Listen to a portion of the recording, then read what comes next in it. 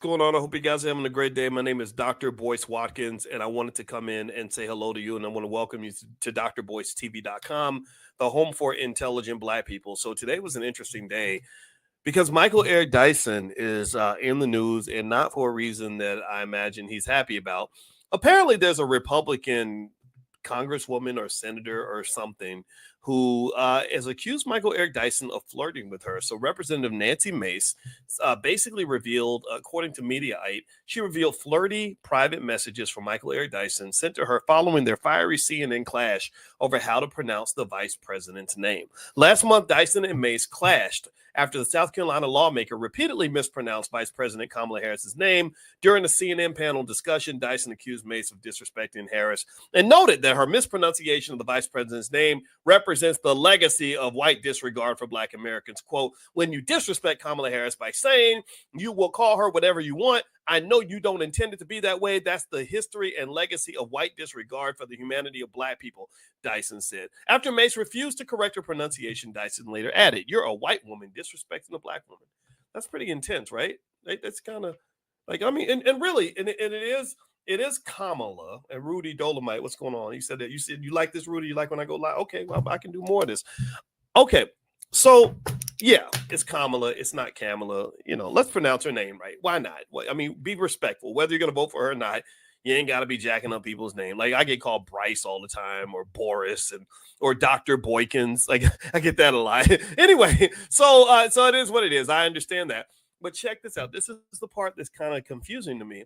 So it says here, she says, I would like to enter into the record a screenshot of a text message I received from the esteemed professor from Vanderbilt, Michael Eric Dyson. After my CNN interview, begged me, after the CNN interview, she says, he begged me for photos in this text. He says, after calling me a racist on CNN. She continued reading the private messages, quote, don't tell anybody we look good together. That's what he says, quote, don't tell anybody we look good together, and sent me a kissy emoji like, mwah, mwah. Then the guy says, I'm gorgeous in all these photos.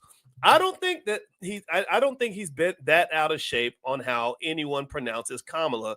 And if we're going to have that standard, you've got to hold it to both sides, not just one or the other. I don't know I don't get that last part, but isn't that interesting? What do y'all think? What do you think about that? Okay, so so basically she's saying that after Dyson and her got in this heated back and forth about how to pronounce Kamala's names, Kamala or whatever, he's sending these text messages like flirting with her. Now, mind you, I don't think flirting is harmful to anybody. I think you can just ignore it.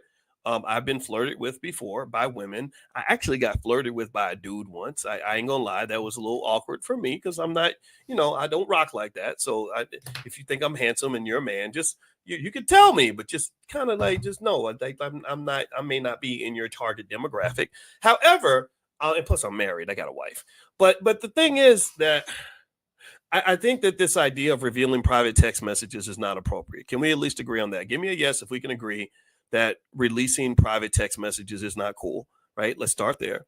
I think that a private conversation is a private conversation is a private conversation. That's the first thing I hope we can agree on. Second point I'm going to make, and this may be more controversial. Tell me if you agree or disagree. If he's flirty or whatever, he sends a kissy emoji.